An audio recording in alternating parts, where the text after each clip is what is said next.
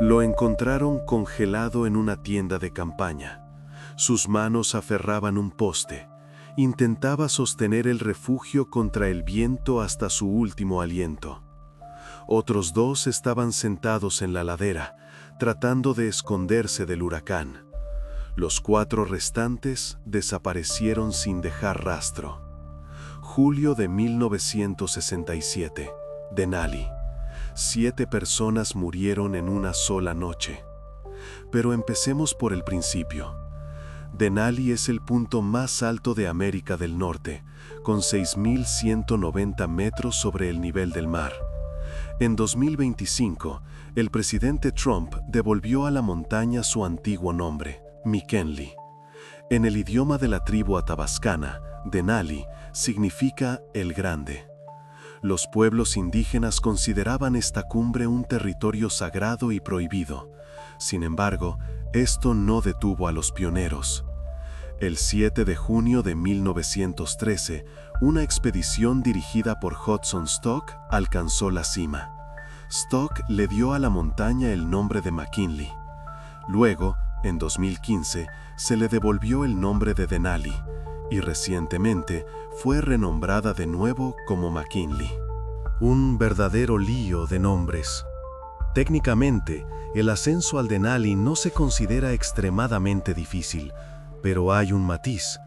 El relieve vertical crea una de las rutas más largas del mundo desde el campamento base hasta la cumbre.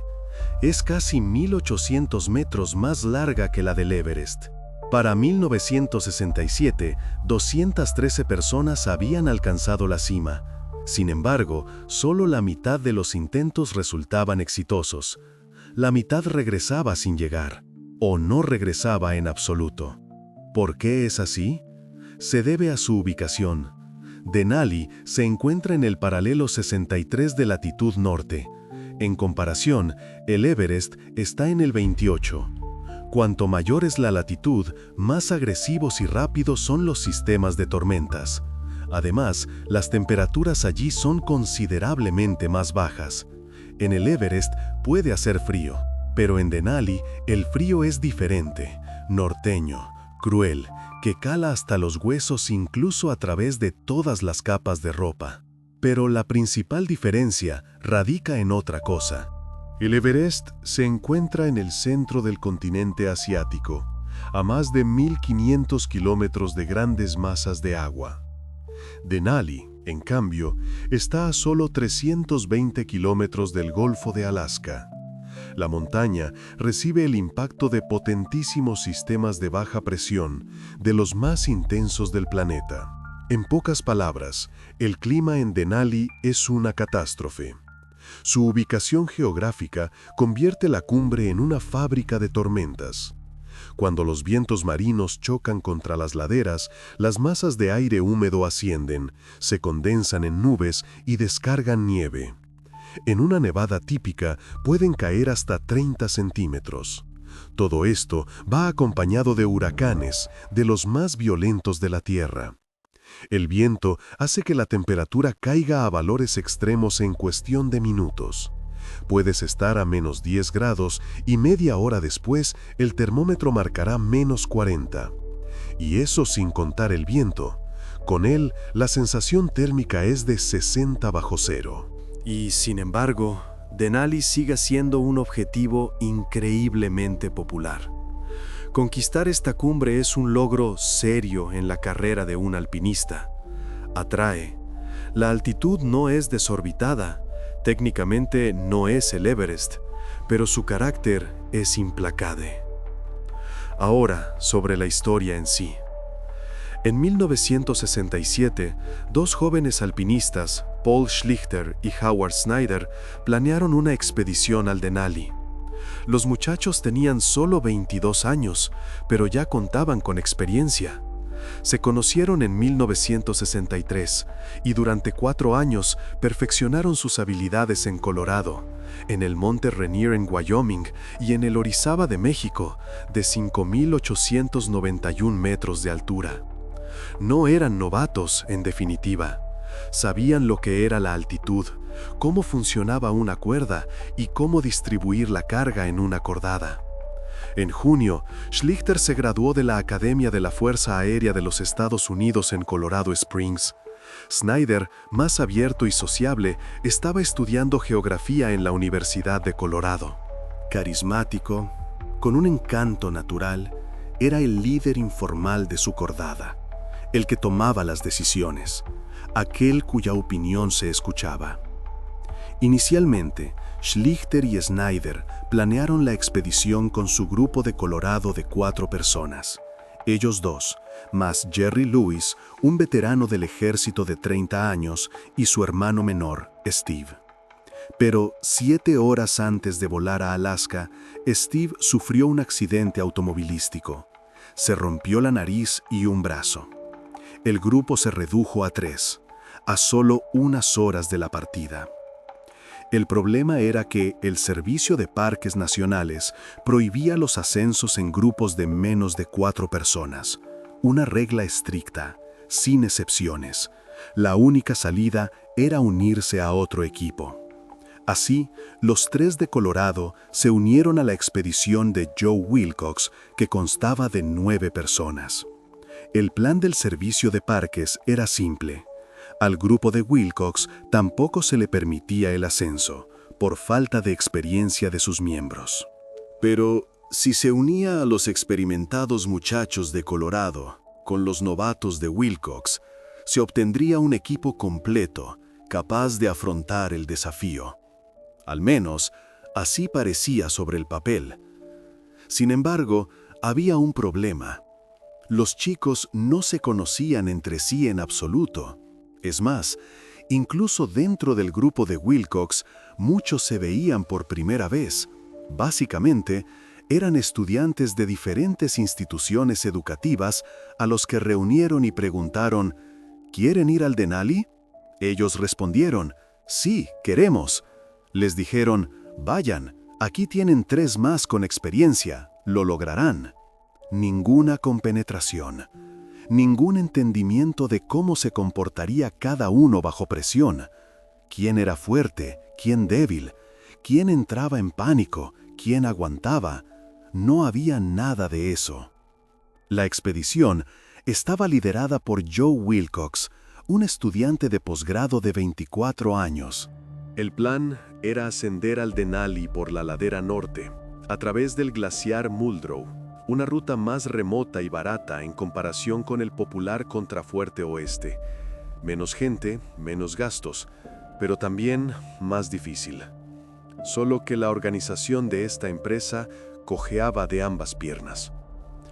Como ya se mencionó, a la expedición de Wilcox inicialmente no se le permitió el ascenso debido a la escasa experiencia de sus miembros, pero la adición de los experimentados montañistas de Colorado resolvió el problema a los ojos del Servicio de Parques. La edad de los participantes oscilaba entre los 22 y los 31 años, hombres jóvenes, un grupo heterogéneo, en su mayoría desconocidos entre sí.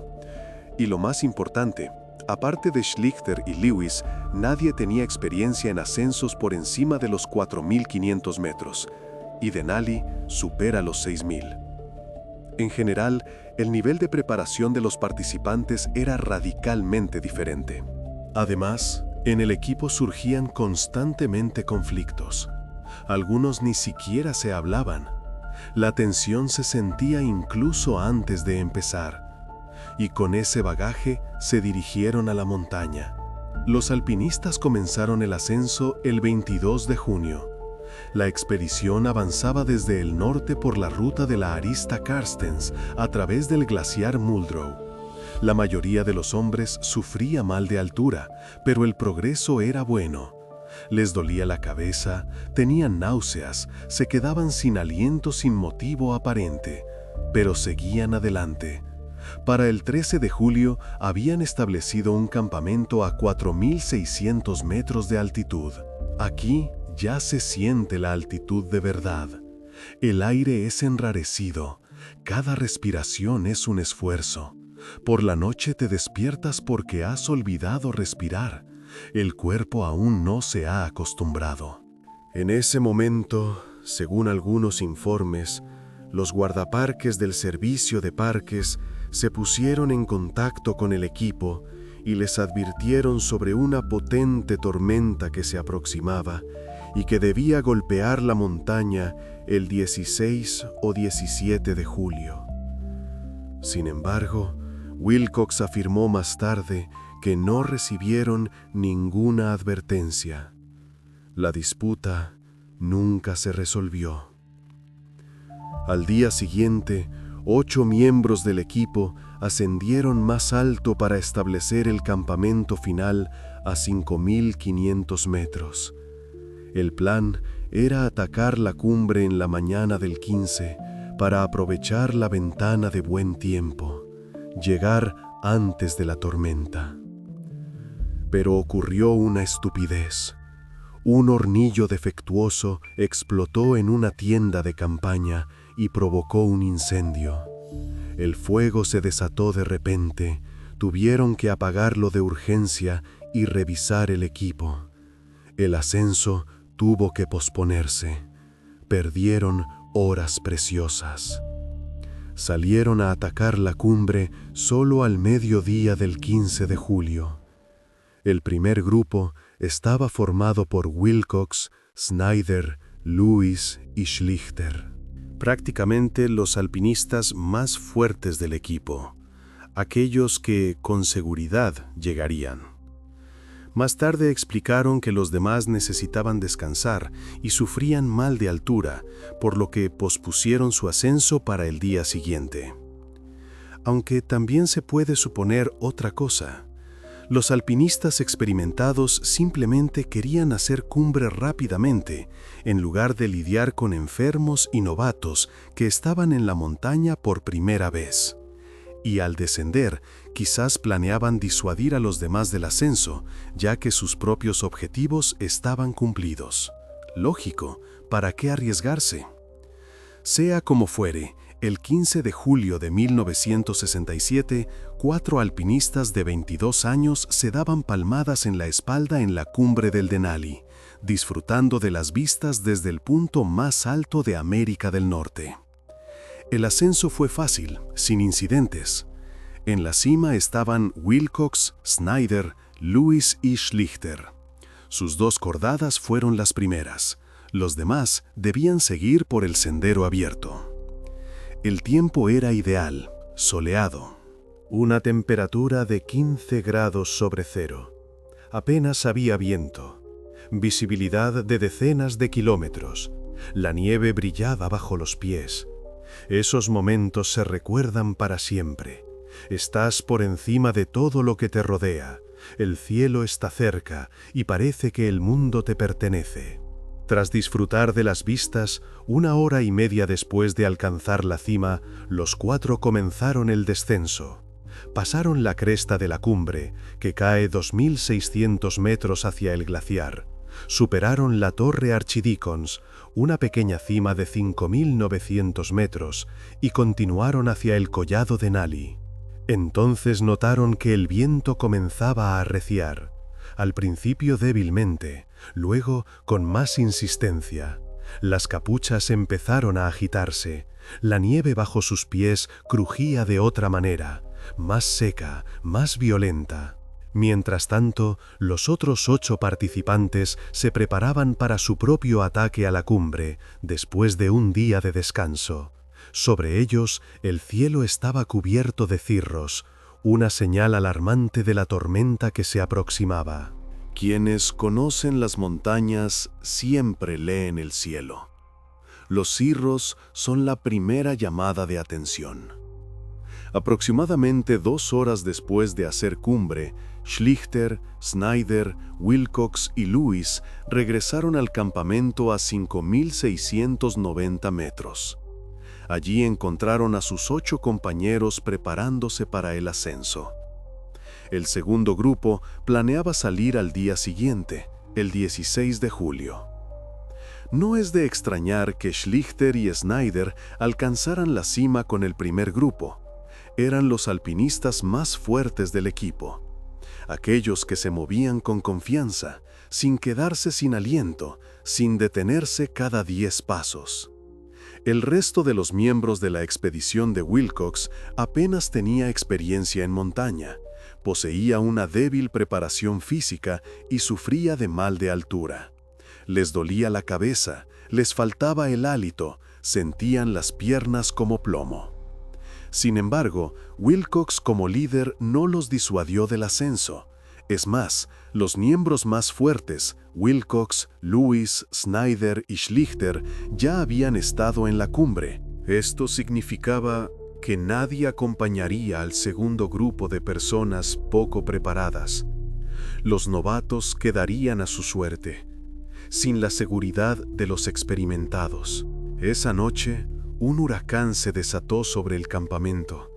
La velocidad del viento alcanzó los 112 kilómetros por hora, además de una fuerte nevada. Las tiendas de campaña zumbaban, las varillas se doblaban, la tela golpeaba con tanta fuerza que era imposible dormir. Pero el grupo sobrevivió al mal tiempo en las tiendas.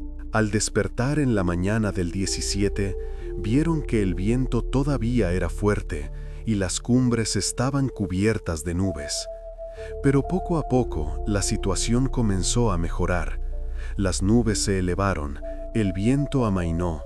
Para la 1 de la tarde estaba soleado y casi despejado. Parecía que la tormenta había pasado de largo. Los 4 hombres que ya habían estado en la cima se prepararon para descender al campamento de 4.570 metros. Esperaban que los demás salieran hacia la cumbre 10 o 15 minutos después de su partida. Lógico. Seguir la huella fresca, el sendero abierto. Angel Schiff, un profesor universitario de 30 años de Indiana, luchaba contra el mal de altura. Le dolía la cabeza, tenía náuseas, su coordinación fallaba. En el último momento, decidió renunciar a la cumbre y descender con el grupo de Snyder y Schlichter. Una decisión sensata. La altitud no perdona la debilidad. Mientras los 5 descendían hacia el campamento inferior, tenían una vista perfecta del campamento a 5.450 metros. Se sorprendieron al ver que el segundo grupo aún no había salido para atacar la cumbre. En cambio, los alpinistas deambulaban por el campamento, reorganizando mochilas, hablando, desenterrando cosas de la nieve. Un ajetreo incomprensible. Hacía buen tiempo, y ellos estaban perdiendo el tiempo. En Denali no se desperdicia el buen tiempo, murmuró Schlichter. Sabía de lo que hablaba. La ventana podía cerrarse en cualquier momento. Su grupo continuó el descenso. El segundo grupo, liderado por Jerry Clark, un ingeniero eléctrico de 30 años, participante en expediciones antárticas, finalmente se dirigió hacia la cumbre alrededor de las 3 de la tarde. Demasiado tarde. Ya era demasiado tarde, pero ellos aún no lo entendían. Steve Taylor, un graduado universitario de 23 años que sufría mal de altura, decidió quedarse en el campamento. Solo 6 partieron hacia la cumbre. Aproximadamente 5 horas después, a las 8:30 de la noche, Clark se comunicó por radio con los guardaparques del centro de visitantes de Eielson. La voz en la radio sonaba tensa. Informó que estaban en lo alto de la montaña y no sabían hacia dónde moverse. Una densa niebla había caído. El equipo no podía ver el camino hacia la cumbre. La visibilidad se había reducido a 0, blanco sobre blanco. El grupo decidió pasar la noche sin tiendas, hacer un bivac, con la esperanza de que el tiempo se aclarara por la mañana. Como habían planeado un ascenso rápido, tenían poca comida, algunos sacos de dormir y ninguna tienda. Contaban con subir y bajar en un día. Un bivac a más de 6.000 metros es una prueba. Te sientas pegado a un compañero intentando conservar el calor. Los temblores te recorren a través de todas las capas de ropa. Los dedos se entumecen. Lo principal es no dormirse. Dormir a esa altura con ese frío es la muerte.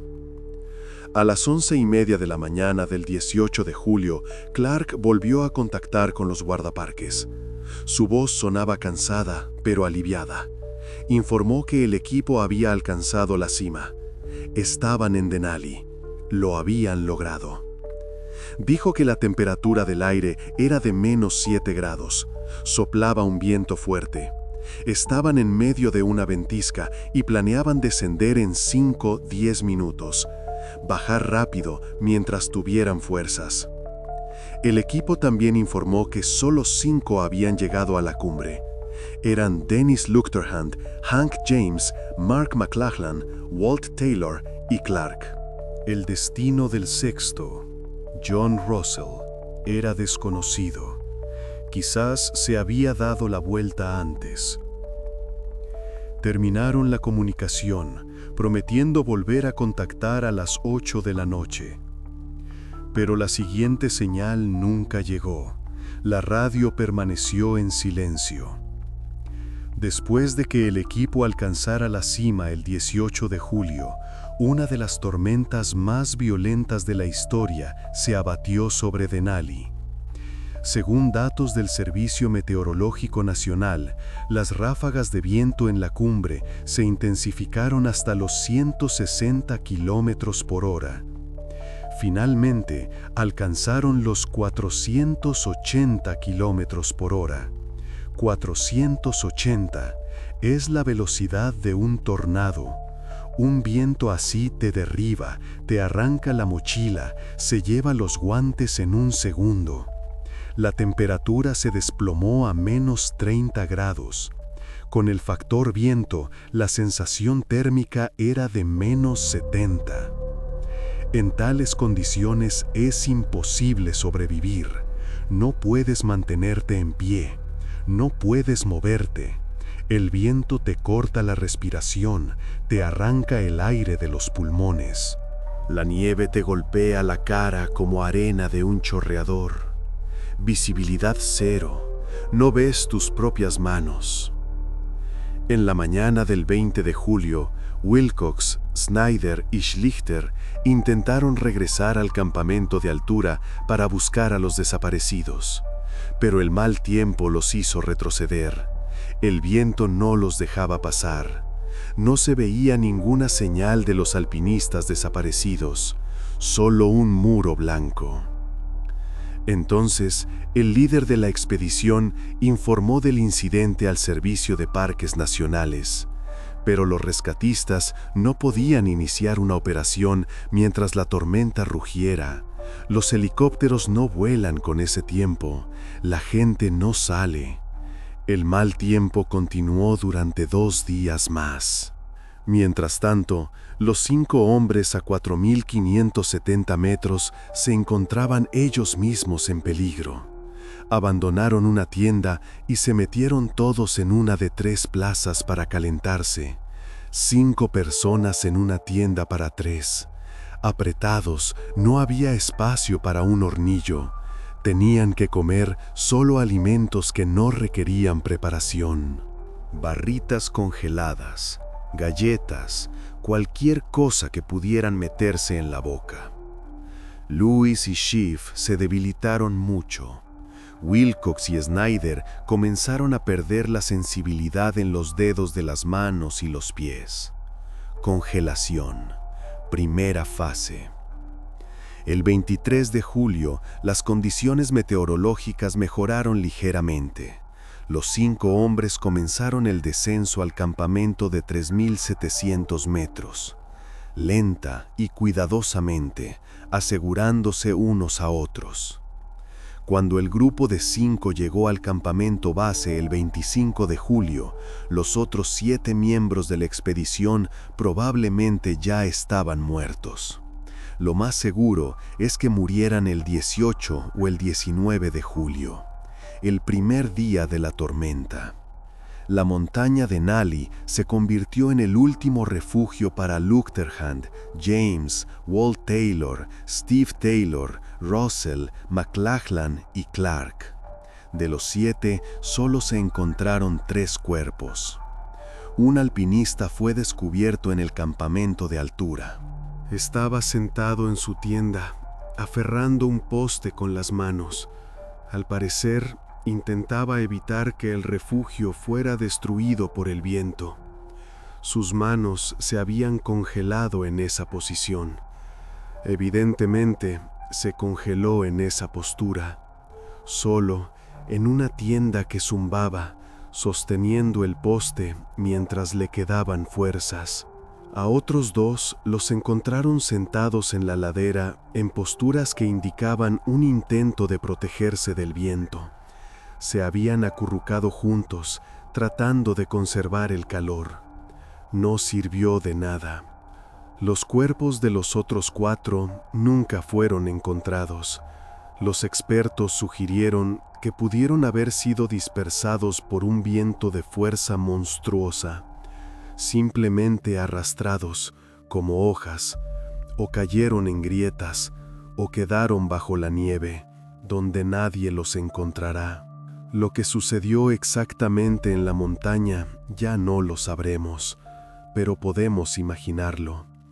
Sin embargo, Snyder y Schlichter tienen una teoría.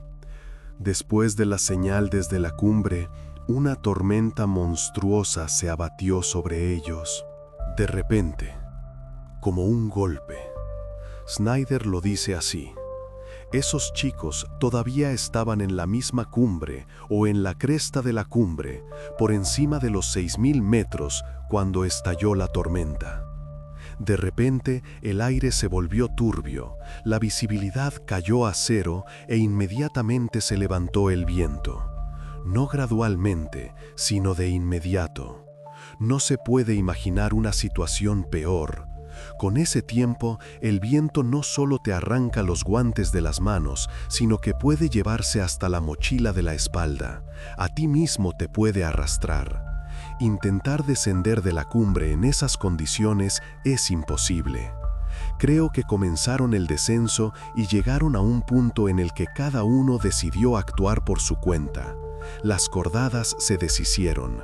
Cada uno intentaba sobrevivir. 2 cuerpos fueron encontrados en las laderas de la Torre Archdeacons.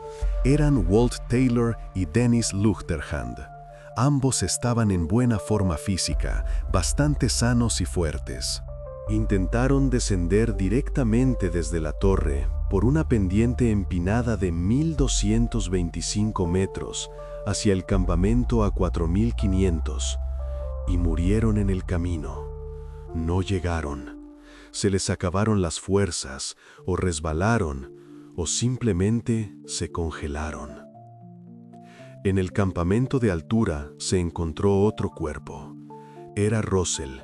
Snyder supone que en algún momento del ascenso, el debilitado miembro se dio la vuelta y descendió de nuevo al campamento de altura, donde finalmente fue alcanzado por la tormenta. Llegó a la tienda, se metió dentro y allí se quedó. El piolet y el saco de dormir de Steve Taylor fueron encontrados al borde de la cascada de hielo Harper, entre el campamento de altura y el campamento a 4.500, cerca de una grieta en un puente de nieve donde había un agujero. Snyder dice: supongo que llegó a ese lugar, clavó el piolet y lo envolvió con el saco de dormir para enviarnos una señal abajo, a 4.500 metros. Un marcador, una señal de que estaba allí. Luego, intentando regresar al campamento de altura o avanzar hacia nosotros, cayó en una grieta. El puente no aguantó. En cuanto a los demás, probablemente nadie sabrá nunca qué les ocurrió. La montaña se los llevó y no los devolvió. Durante muchos años después del incidente, hubo acalorados debates sobre las causas de la tragedia. La gente criticó al Servicio de Parques Nacionales, que unió a 2 grupos que no se conocían. ¿Por qué? ¿Para qué? ¿Para cumplir con un requisito? Los padres de los fallecidos afirmaron que la operación de rescate podría haberse iniciado mucho antes y que, quizás, alguien habría sobrevivido. Si los helicópteros hubieran despegado de inmediato, si no hubieran esperado a que amainara la tormenta. Por supuesto, una avalancha de críticas cayó sobre Joe Wilcox, el líder de la expedición, que subió a la cumbre y luego descendió, abandonando a su grupo. Fue criticado por su incapacidad para dirigir la expedición, sus débiles cualidades de liderazgo y por haber subido a la cumbre con los de Colorado en lugar de esperar a ascender con los miembros de su propio grupo. Eres el líder, guíalos a todos, no solo a ti mismo. Otros consideraron que si hubiera mostrado liderazgo y obligado a Steve Taylor y a Russell a descender a una altitud menor debido al mal de altura, el resultado habría sido diferente. Los débiles deben descender. Es la regla, no hacerse el héroe. El propio Wilcox se culpó por lo sucedido durante muchos años. Solo después de que aparecieran los estudios del Servicio Meteorológico Nacional que demostraron que era simplemente imposible sobrevivir a una tormenta así, las críticas amainaron un poco. Las cifras hablaban por sí solas: 480 kilómetros por hora, menos 30 grados, visibilidad nula. Nadie sobrevive en esas condiciones. Wilcox dice: no podíamos hacer nada por aquellos alpinistas que se encontraban allí arriba. Por supuesto, me llevó mucho tiempo y muchas investigaciones darme cuenta de esto. Aunque conocía a esas personas y sentía que podían y debían haber sobrevivido, ahora debo admitir que ni ellos, ni probablemente nadie más, podrían haber sobrevivido a una tormenta así. Y Schlechter dice esto: la tragedia ocurrió porque esos chicos no aprovecharon el buen tiempo al principio del día, y luego todo salió mal. Lo principal en las montañas es el clima. No importa cuán fuerte, experimentado o cuidadoso seas, si te encuentras en tales circunstancias, el resultado será desastroso. La montaña no perdona errores. Nada de lo que cualquiera de nosotros pudiera haber hecho habría cambiado la situación. Cuando una tormenta de esa magnitud te alcanza a 6.000 metros, se acabó. El incidente de 1967 sigue siendo el desastre más mortífero en la historia de los ascensos al Denali. 7 personas en una sola noche, un récord que nadie quiere batir. Wilcox describió los detalles de esta historia en el libro White Winds, America's Most Tragic Climb, publicado en 1981. Lo escribió para entender, para sí mismo, para comprender dónde estuvo el error, si se podría haber cambiado algo. Si analizamos las causas de la tragedia, además del clima, habría que señalar la falta de cohesión del grupo y la ausencia de un líder. Podrían haber subido todos en un solo día, no solo los 4 alpinistas, podrían haber sido muchos más. Habrían dejado a los miembros debilitados en el campamento y comenzado el ascenso, todo el grupo, en una sola cordada. Entonces, los alpinistas experimentados habrían asegurado a los menos experimentados, habrían ido juntos, y cuando hubieran descendido al campamento, con un esfuerzo conjunto habrían ayudado a bajar a los debilitados, y todos habrían sobrevivido. Habrían hecho el ascenso y aprovechado la ventana de buen tiempo. Habrían llegado a tiempo. Pero aquí sucedió así. Los 4 alpinistas más experimentados suben a la cumbre, cumplen su objetivo y comienzan el descenso. Todos los alpinistas inexpertos se quedan en la montaña y mueren. Se quedan sin líder, sin aquellos que saben qué hacer. En general, el papel del líder es de vital importancia, especialmente en las montañas.